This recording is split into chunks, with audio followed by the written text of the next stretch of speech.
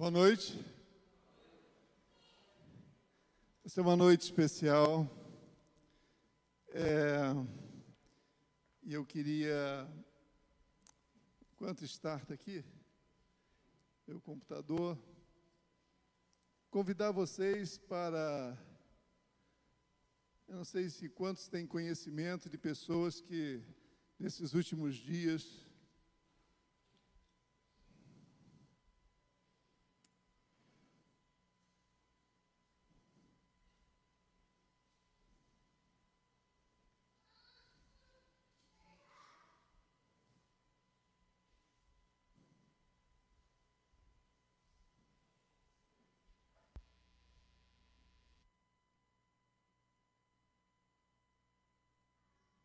perderam entes queridos. Então, para muitos, esse foi um domingo não muito agradável, não muito feliz, mas eu queria orar para essas pessoas que tiveram essa experiência essa semana e por aqueles que estão no hospital agora nesse momento. Pedir ao Senhor que toque neles com o seu poder e tire eles de todo incômodo, toda infecção no seu corpo. Eu queria convidar vocês para orarmos juntos. Pai amado, nosso coração, às vezes ele fica triste, às vezes, e hoje é um dia de muita alegria, Senhor, porque o inimigo ele pode tocar na nossa carne, mas ele nunca poderá tocar na nossa esperança e na verdade, que o Senhor conquistou naquela cruz, Pai, que é a vida e a vida eterna. Mas nós pedimos, Senhor, para aqueles que perderam entes queridos essa semana, que o Senhor conforte os seus corações com a verdade, com a revelação dessa esperança, que a vida nossa aqui na terra é uma vida passageira e que o Senhor conquistou ali naquela cruz a vida eterna. E aqueles que estão ali no leito, Pai, eu coloco agora em especial o que eu me venho à mente, o Paulo Sérgio, o pai da Manu. Eu te peço, Pai, eu repreendo em nome de Jesus toda infecção nos seus pulmões, no seu corpo, nos seus órgãos, e eu declaro o pleno restabelecimento de todas as funções do seu corpo. Coloco todos os demais pedidos que têm sido feitos, Pai, por familiares, amigos, que o Senhor toque, Senhor, nessas pessoas agora e dê um fôlego de vida a elas, Pai. Em o nome de Jesus. Amém. Então, meus irmãos, hoje é um dia que nós vamos falar sobre celebração de Páscoa, celebração da vida eterna. E por que nós falamos em celebrar a vida? Porque é isso que a Escritura nos fala. Efésios 2.5. Efésios 2.5, ele confirma isso, que nós temos todos os motivos para celebrar a vida eterna. Fala assim as Escrituras, Efésios 2.5. Deu-nos vida juntamente com Cristo, quando ainda estávamos mortos em transgressões. Então, meus irmãos, a realidade é que nós todos estávamos mortos nas nossas transgressões, nos nossos pecados, presos pelos nossos desejos egoístas, e nós, por nós mesmos, não poderíamos nos libertar dessa condição. E Jesus, quando ressuscitou, ele ressuscitou junto conosco. Ou seja, todo aquele que aceita Jesus como seu Senhor, ganhou o poder de ter uma nova vida. E é isso que nós vamos estar falando hoje aqui um pouquinho. Conforme Efésios 2.6 confirma isso, que diz assim: Deus nos ressuscitou com Cristo e com Ele nos fez assentar em lugares celestiais. Então, meus irmãos, é muito poderoso, é milagroso. Muitas das vezes as pessoas não dão conta do que significa declarar: Senhor, a partir de hoje eu te entrego a minha vida e o Senhor passa a ser o Senhor da minha vida. Meus irmãos, nesse momento, nós somos transladados dos reinos das trevas para a família de Deus, para o reino de Deus. Isso é algo assim, tremendo, né? E isso é um dos primeiros motivos do porquê nós estamos celebrando hoje a Páscoa, né?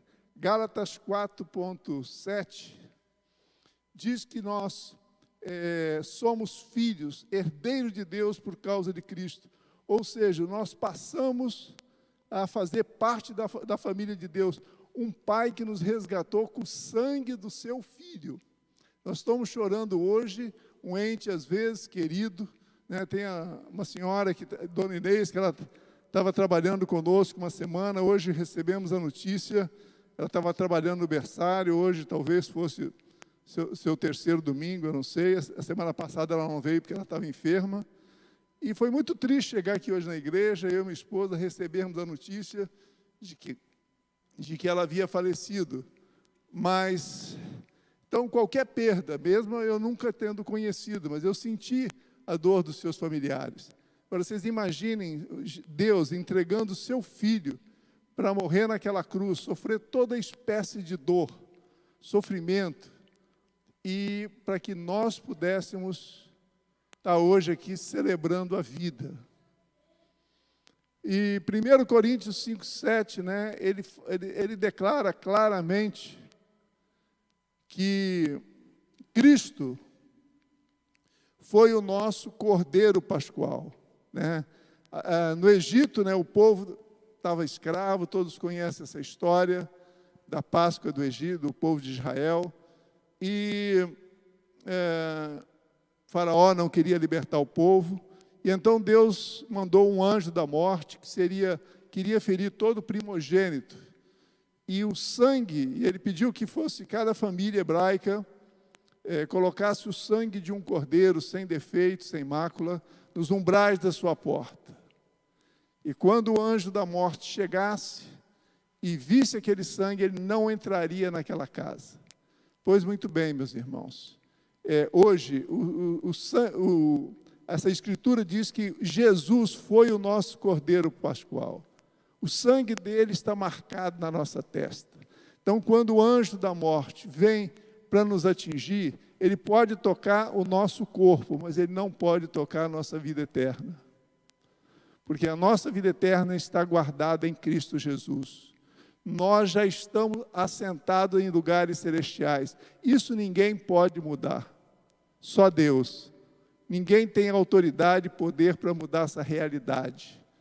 Então, é muito importante, né, que hoje nós vamos tomar a ceia agora, que nós tenhamos assim, esse coração, um coração de gratidão, né, porque esses são os principais motivos para nós celebrarmos a Páscoa, e nesse domingo, coincidentemente, nós estamos celebrando a ceia do Senhor, que tem uma analogia direta. O que nós fazemos todo mês é uma celebração do que Jesus conquistou naquela cruz, né, que foi a vida, né? Ele teve que pagar esse preço por nós, porque senão nós não teríamos acesso à vida eterna. Então, a celebração da Páscoa, pode ser o próximo, quem está ali nos slides? Próximo slide, isso. Então, a celebração da Páscoa, a celebração da vida, nós precisamos fazer assim com muita gratidão, por esses motivos, né? Porque hoje nós somos intocáveis em termos de vida eterna. Nossa vida aqui na terra pode ser abreviada, mas a nossa vida eterna não pode ser tocada. E os nossos dias aqui, todos eles estão contados pelo Senhor. Então, o inimigo ele pode fazer o que ele quiser, mas nenhum de nós deixará essa terra sem a permissão do Senhor nosso Deus, né? E nesse dia de ceia, eu queria, a você que está em casa, nos ouvindo, se você tiver um suco, alguma coisa, ou um pedaço de pão, eu queria te convidar para nós celebrarmos junto essa vitória que Jesus conquistou na cruz.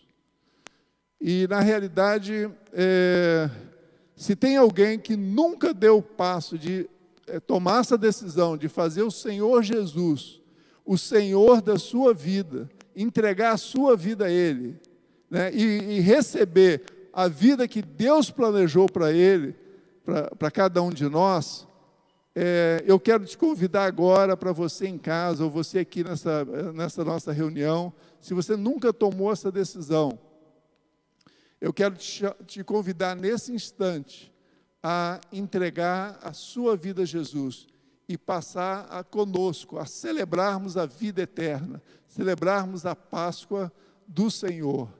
Amém? Então, assim, ore comigo. Senhor Jesus, hoje eu tomo a decisão de entregar a minha vida a Ti. E eu te peço que o Senhor me dê aquela vida que o Senhor, Deus Pai, planejou para mim antes da fundação do mundo. Eu te aceito como Senhor da minha vida. Não sou eu mais o Senhor da minha vida.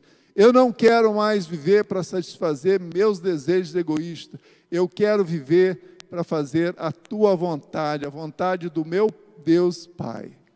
Então eu te peço, Senhor, que Deus Pai, que meu nome seja escrito no livro da vida. E se você tomou essa decisão, eu quero te abençoar, pedir ao Espírito Santo que te guie em todos os seus dias aqui na terra, para que tudo que você faça seja alinhado com a vontade do nosso Deus Pai. Amém? Então nós temos aqui já o elemento da ceia. Esse pedaço de pão, meus irmãos, que ele simboliza, né, o sofrimento que o corpo de Cristo passou na cruz. O corpo de Cristo, ele foi quebrado por nós, né?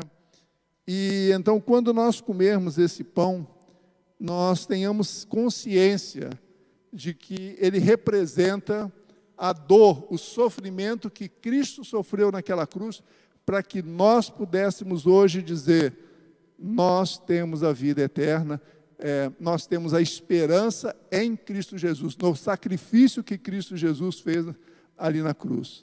Então eu convido você que está em casa e aqui a comermos esse pedaço de pão, sabendo que nós estamos comendo um pedacinho da dor, do corpo de Cristo ali naquela cruz.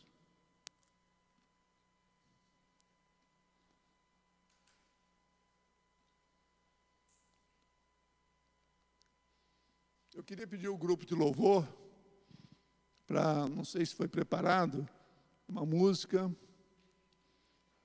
E enquanto isso nós vamos tomar o suco. Esse suco representa o sangue de Cristo. É um símbolo da nova aliança que foi celebrada para que hoje nós pudéssemos ter acesso à vida eterna pelo sangue de Jesus. Amém? Então esse é o símbolo da nova aliança que Jesus fez conosco. Tomamos esse símbolo.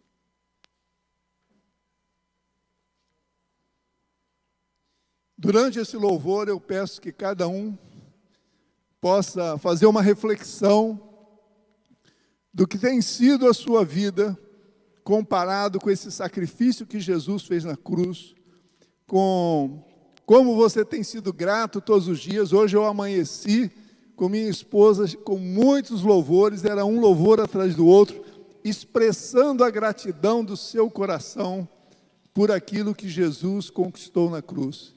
E que nós possamos agora também ter um momento de alegria, de expressão de gratidão, que o nosso coração agora se encha dessa gratidão pela vida. Amém?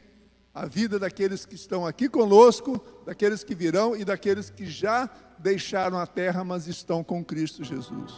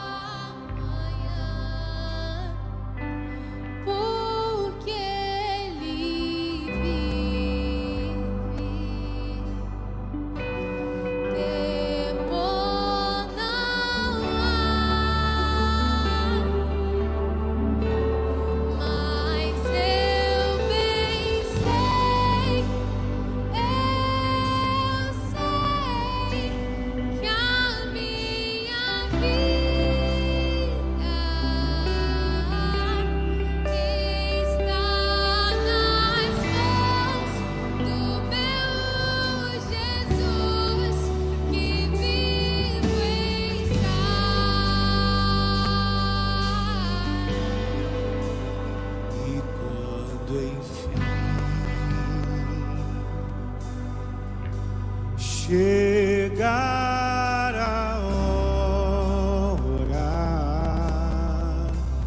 em que a morte enfrentarei sem medo. Então terei vitória, verei na glória o meu Jesus que vive está, porque Ele vive, posso ter no amanhã, porque Ele vive.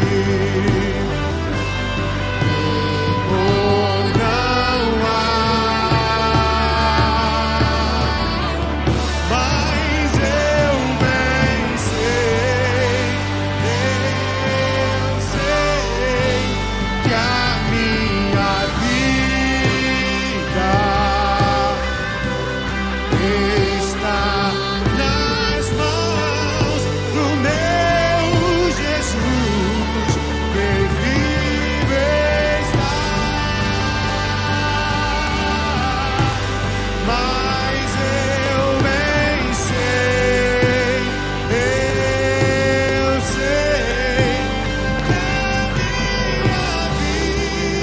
a minha vida está nas mãos do meu Jesus que vive está.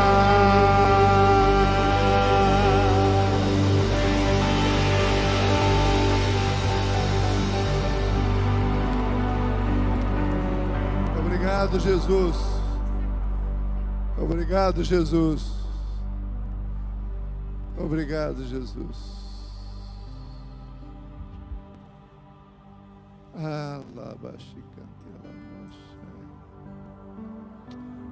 Eu repreendo agora em nome de Jesus todo espírito de medo que estão nos lares, nos familiares, e eu declaro a paz de Cristo nesse lugar. E com essa paz agora nós continuaremos a compartilhar as verdades.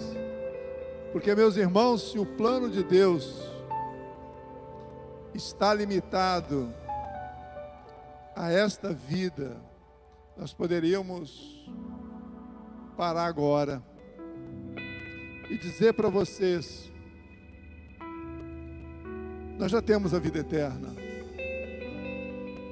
Vamos cada um para casa, vamos evitar grandes pecados, vamos ser bons filhos, bons esposos, boas esposas, honrar os pais, ser bons servos no trabalho,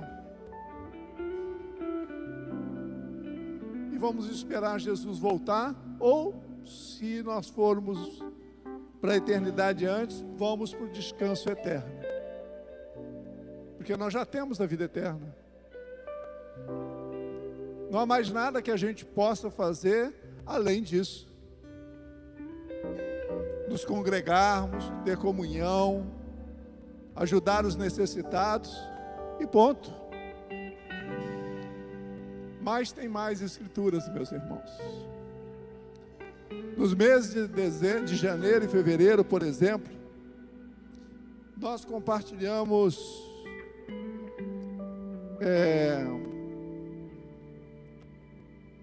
Apocalipse 5.10, que faz uma revelação tremenda. Diz assim: Jesus só uma revisão antes de nós entrarmos no tema de hoje.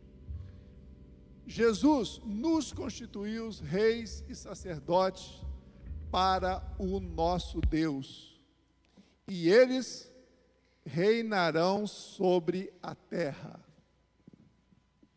Essa afirmação, né, junto com outras afirmações que estão em Gênesis, por exemplo, 2.1, Deuteronômios 10:14, elas mudam completamente a nossa perspectiva de vida, amplia a nossa perspectiva de vida aqui na Terra.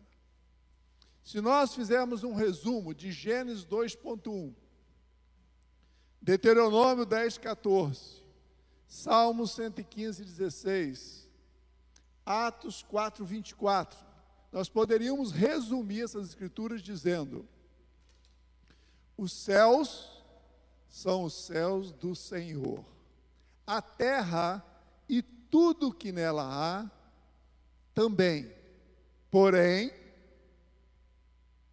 a deu aos filhos dos homens para cuidar. E o que é, meus irmãos, cuidar da terra e tudo que nela há? O que tem na terra? Tem montanhas, tem mares, florestas, animais, fazendas, fábricas e pessoas. E Deus quer que Ele deu dons aos homens, né? E entre eles Ele deu função. Por exemplo, cada um de nós tem a função de ser um rei e ser um sacerdote. Não se preocupe, é uma tela de mosquiteiro que caiu. Então, todos nós, Deus deu, por isso que Ele nos chamou de reis e sacerdotes. Reis são pessoas que governam principalmente coisas materiais com discernimento espiritual. E o sacerdote? São pessoas que ouvem a Deus, representam a Deus aqui na terra e cuidam, pastoreiam as pessoas. Então, nós, por isso, somos chamados de reis e sacerdotes. E por que é nossa responsabilidade cuidar do que pertence a Deus? Porque nosso Deus simplesmente mandou. Não é uma questão de escolha nossa. Não, Deus mandou. Ele falou, Ele dou a terra para vocês cuidarem. E conforme a parábola das minas, nós sabemos que um dia nós teremos que prestar conta da forma como nós cuidamos. Mas não vamos entrar nisso, que nós já entramos nos meses anteriores.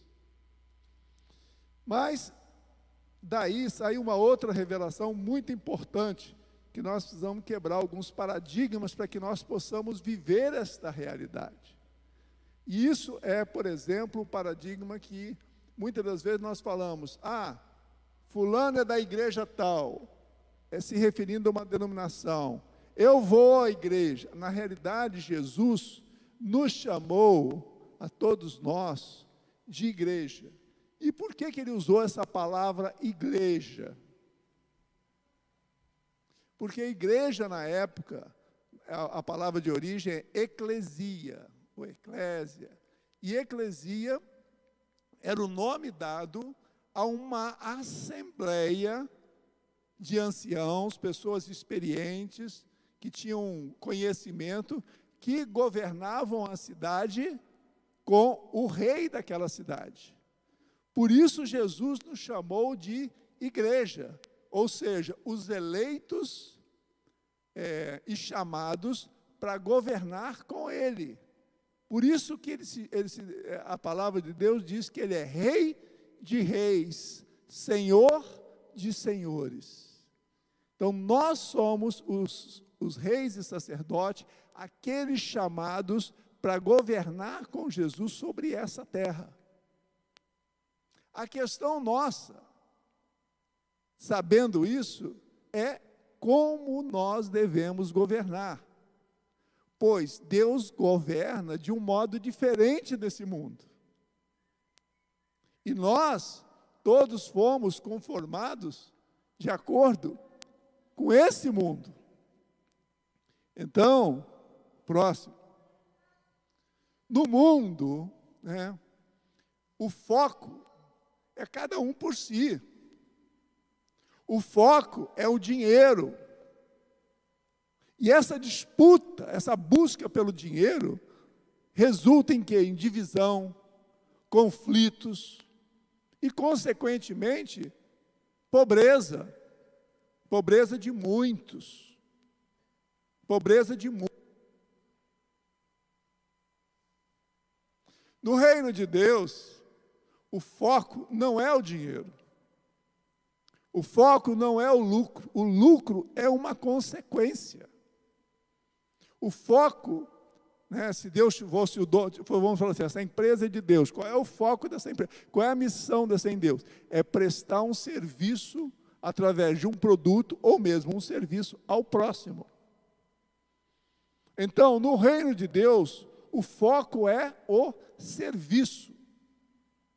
O que resulta em unidade, paz, alegria e abundância. Quando a gente fala, o reino de Deus consiste em paz, alegria e justiça, isso é uma consequência de um estilo de vida, de um estilo de governo. O governo das trevas é a pobreza, de escassez. Mas, graças a Deus, nós fomos transladados para o reino onde há essa cultura. Só que se nós não soubermos isso, se nós não nos formos transformados a viver dessa forma, nós continuaremos no reino, porém vivendo e governando de acordo com o que nós fomos conformados quando ainda éramos das trevas. A escola de negócios vai estar começando o segundo ano. O que fala o segundo ano? O segundo ano é como administrar uma organização, como construir ser bem-sucedido ao construir uma organização, qualquer organização. À maneira de Deus, governando do jeito de Deus. É isso que é a escola. O primeiro ano, você cria princípios para transformar a mente, para quando você chegar na hora de aplicar, aquilo fazer sentido. Senão é uma informação. Hoje eu estou dando informação a vocês.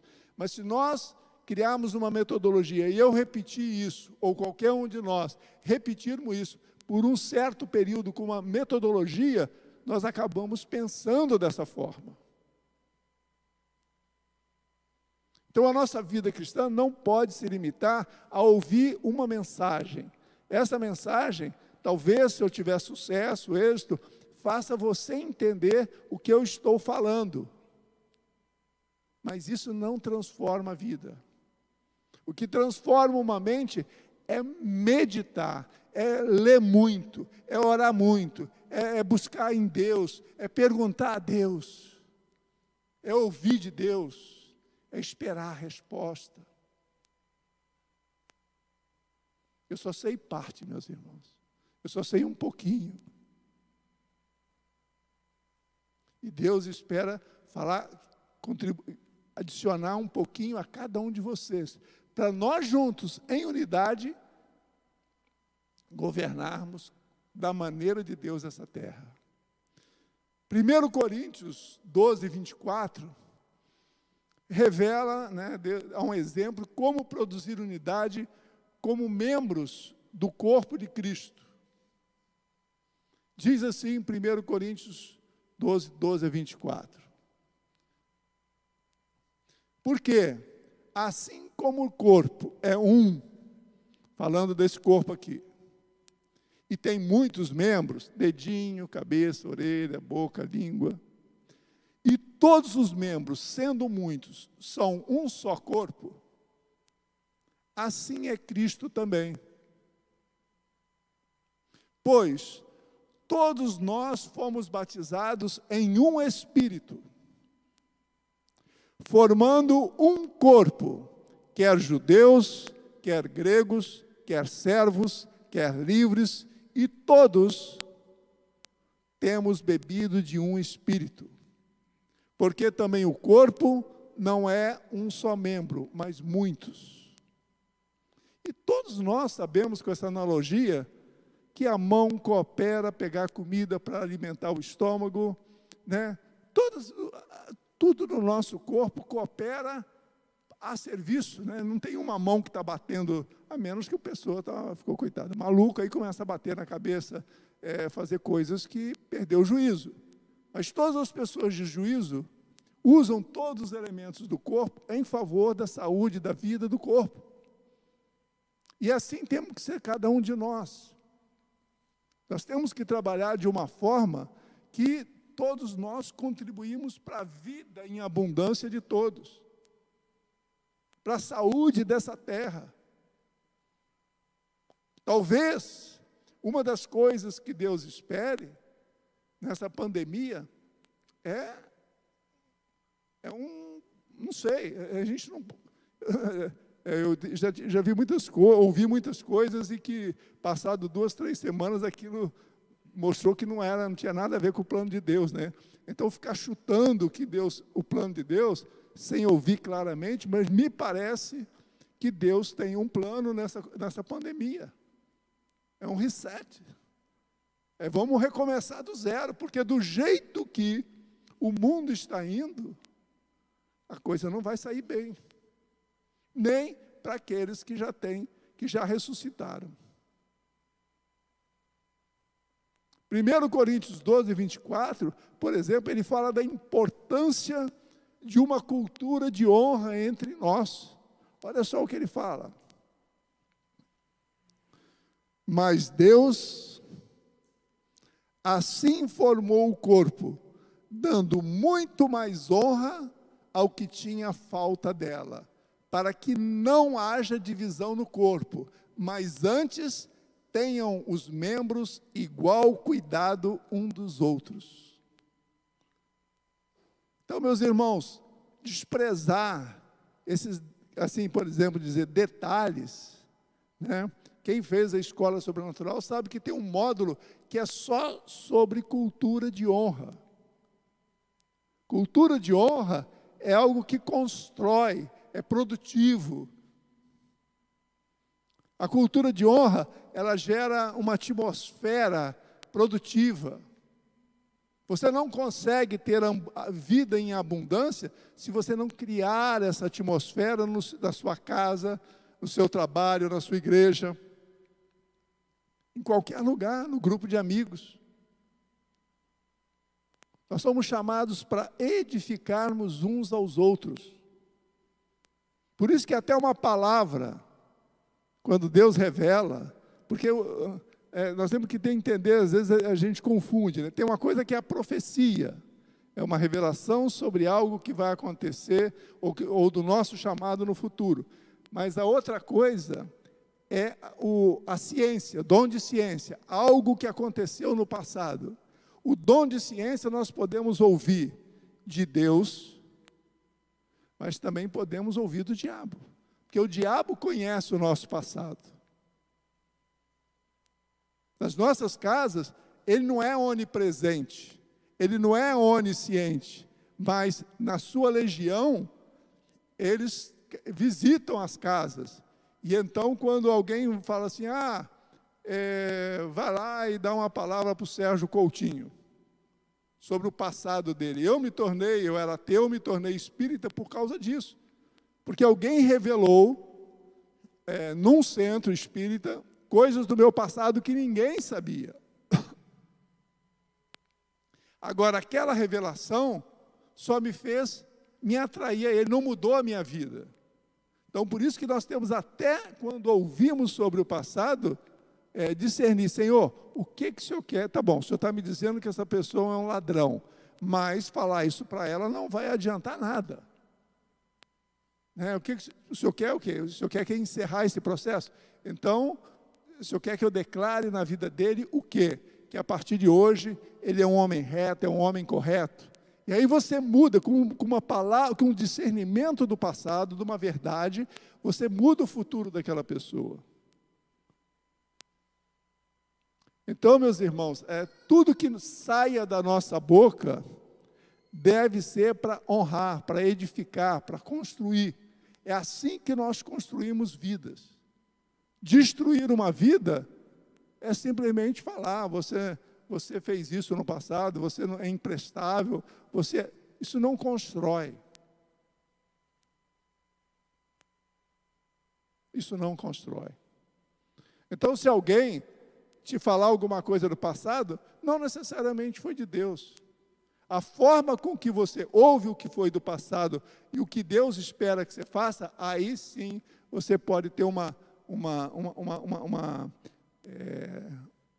possibilidade de ter sido de Deus querendo que você mude a sua vida. Por que eu falo uma possibilidade? Eu vou ouvir um parênteses, porque agora eu não sei porque me deu vontade de falar um pouquinho sobre isso. Muitas das pessoas têm comichão de ouvir profetas. Pois na primeira vez que eu fui a um centro espírita, quando eu tinha 19 anos, a pessoa me revelou uma coisa erradíssima que eu fazia. E sabe o que o demônio falou? Que eu devia parar de fazer aquilo.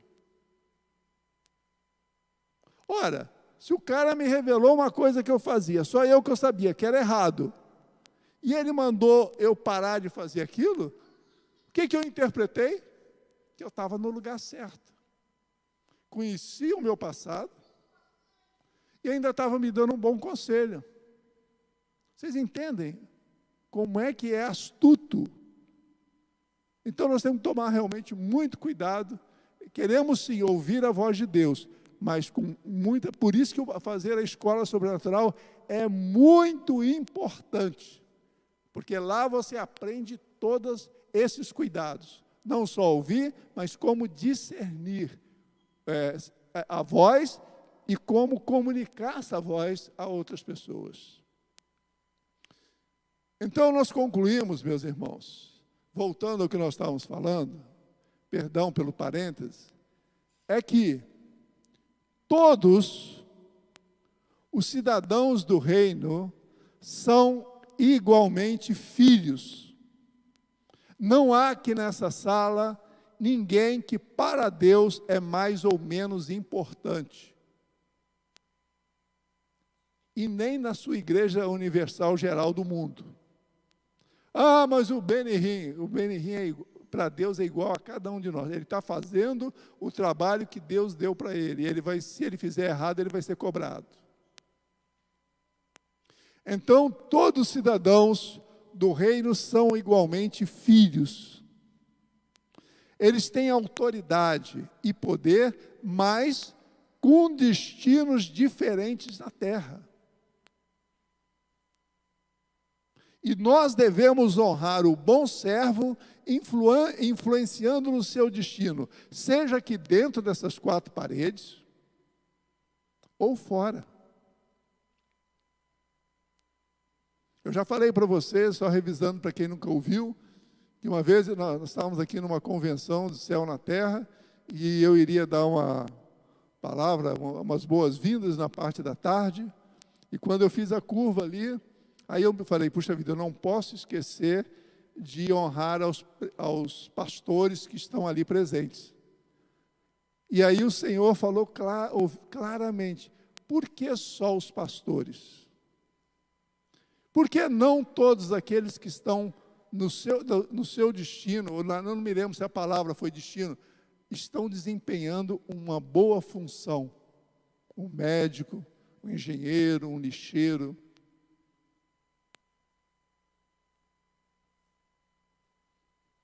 Então, meus irmãos, o nosso desafio, que é o assunto eu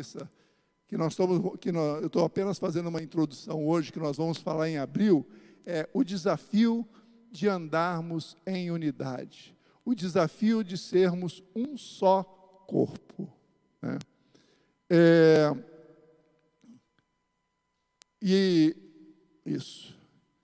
Sermos um só corpo e andarmos na mesma missão. Por quê?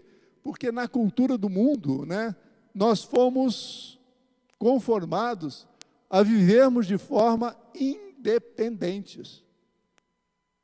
Jovens foram treinados, foram induzidos na escola, ou mesmo na cultura familiar, a eles terem seus próprios planos. E quando eles compartilham com os pais os seus planos, quando compartilham. Se os pais fazem qualquer comentário, ok, pai, o senhor tem os seus planos, eu tenho os meus planos. Isso é o mundo. Mas no reino de Deus não é assim. Começando com Deus. Se nós quisermos viver os nossos planos, então Deus fala, viva os seus planos, mas eu tenho uns planos para vocês. Antes que você nascesse, antes que você fosse formado, eu já planejei a sua vida na terra. Mas não é possível, meus irmãos, o servo de vocês aqui, ele teve a experiência de ver o filho dele com 3 anos antes dele nascer.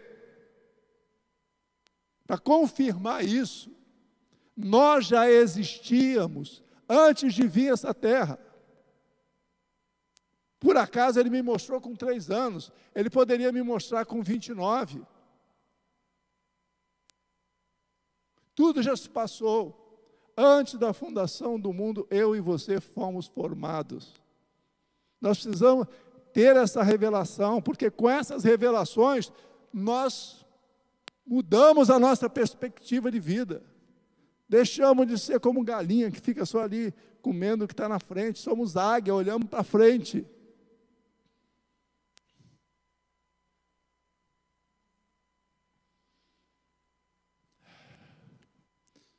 Então, meus irmãos, eu não quero me alongar muito hoje, porque muita informação acaba se perdendo. Eu não gostaria que tudo que nós falamos aqui hoje se perdesse quando vocês saíssem dessa porta.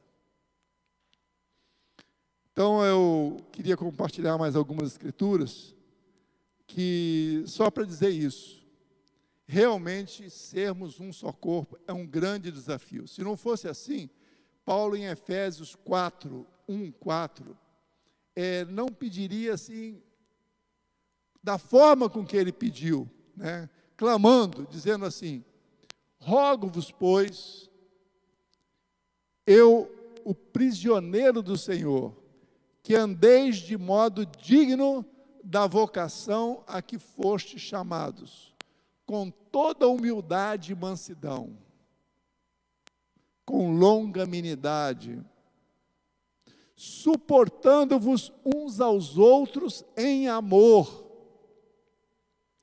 esforçando-vos diligentemente por preservar a unidade do Espírito no vínculo da paz. Então, andar em unidade dentro de casa é fácil? Não. Mas se nós queremos ser uma família que prospera, é o requisito. Quando um casal começa a discutir em casa, ali começa o trabalho de Satanás. Ali começa o processo de divisão. Ali começa a tristeza nos corações dos filhos. Falta de esperança. Meus irmãos, sigamos o que Paulo fala. Sigamos de modo digno a vocação que for chamado, com toda humildade, mansidão, com longanimidade, suportando-vos uns aos outros em amor, esforçando-nos diligentemente, com atenção. Eu quero fazer isso, eu preciso me entender com a minha esposa, eu preciso entender com o meu marido, eu preciso de entender com o meu pai, eu preciso me entender com o meu filho, eu preciso me entender com o meu colega de trabalho. Isso é diligência, é determinação, para que haja unidade e nós possamos construir em unidade, experimentarmos a abundância. E você não precisa esperar o outro agir assim. Tem que começar conosco. João 12, 24, nos fala do pré-requisito para vivermos como um só corpo. Foi a primeira revelação que Deus me deu, depois de me mostrar a esposa com quem eu me casaria. E ele disse assim, quando eu falo aqui ser humano, leia o grão de trigo, estou parafraseando, tá? Se o ser humano, chegando na terra, não matar o seu ego, fica ele só. Mas se morrer para o seu egocentrismo e deixar Cristo viver nele, produz paz, alegria e justiça. Foi a primeira revelação que Deus me deu para começar a me explicar como eu ia trabalhar com consultoria, eu não sabia ainda, como ajudar empresas a reorganizarem a sua organização e terem sucesso. Solidão e falta de crescimento é a recusa do grão de trigo de morrer. Solidão e falta de crescimento é a nossa recusa de morrer para os nossos planos.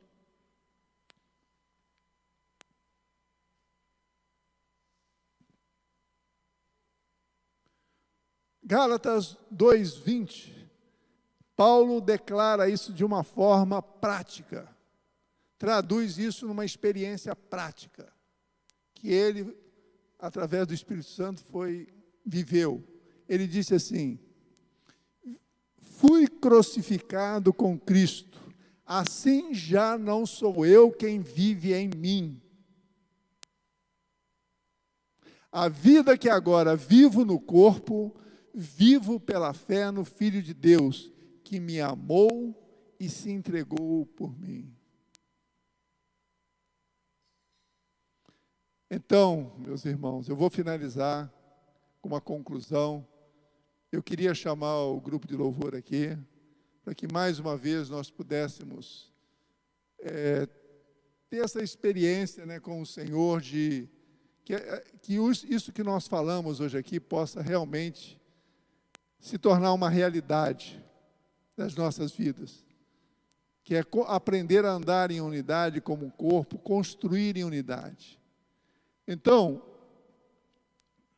sermos um só corpo exige, primeiro, renunciar à nossa vida de satisfação de desejos. Segundo, adotar o plano e estilo de vida que Deus, nosso Pai, planejou antes da fundação do mundo. Terceiro, vivermos como filhos, exercendo nossa função de reis e sacerdotes, cuidadores da terra e das pessoas.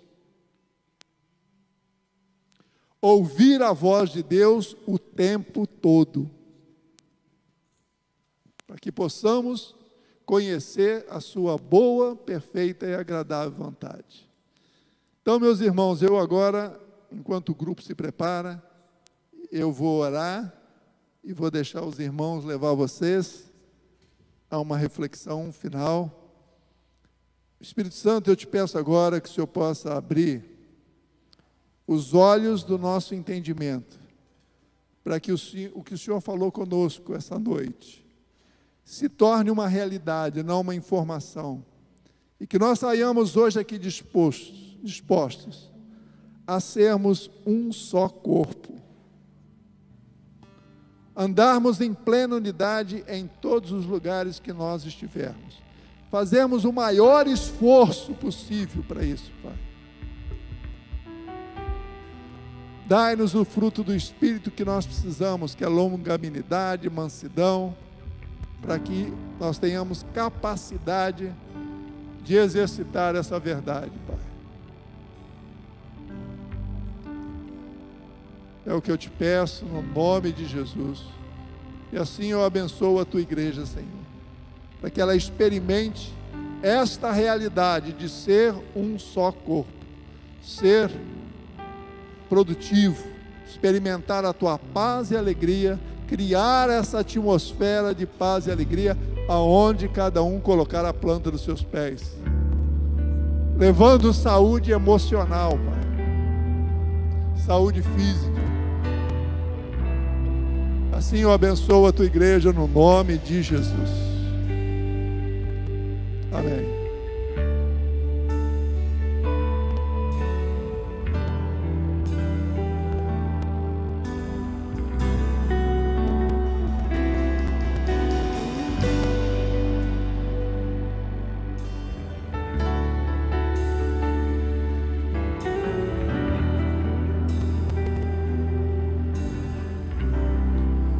Já estou crucificado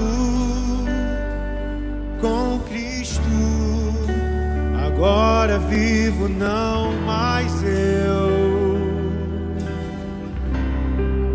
Já estou crucificado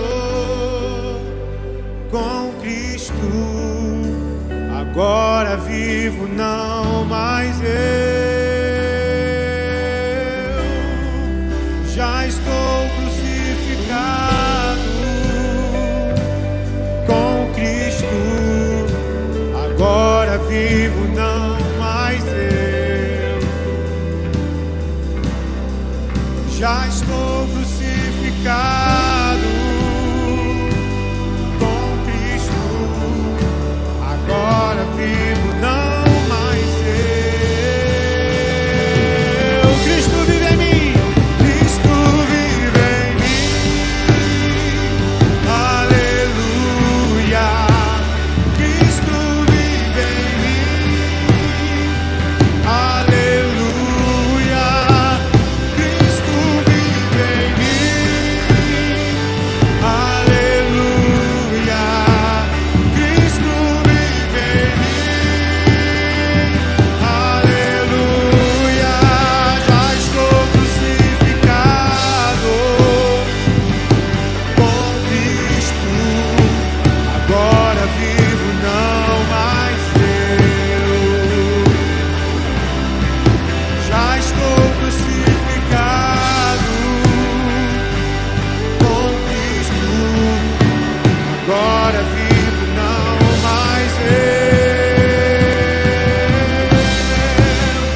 Cristo vive em mim. Aleluia. Cristo vive em mim. Aleluia. Cristo vive em mim. Aleluia. Cristo vive em mim. Aleluia. Cristo vive em mim. Aleluia. Cristo vive em mim. Aleluia. Cristo vive em mim. Aleluia. Agora vivo, não mais eu.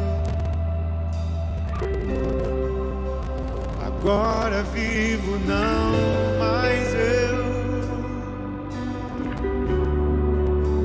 Agora vivo, não mais eu.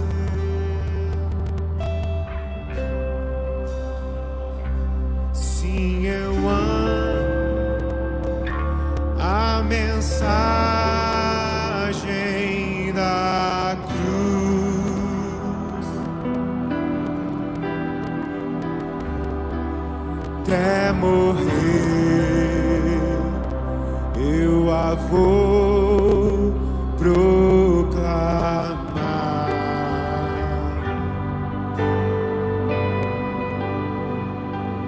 Levarei eu também minha cruz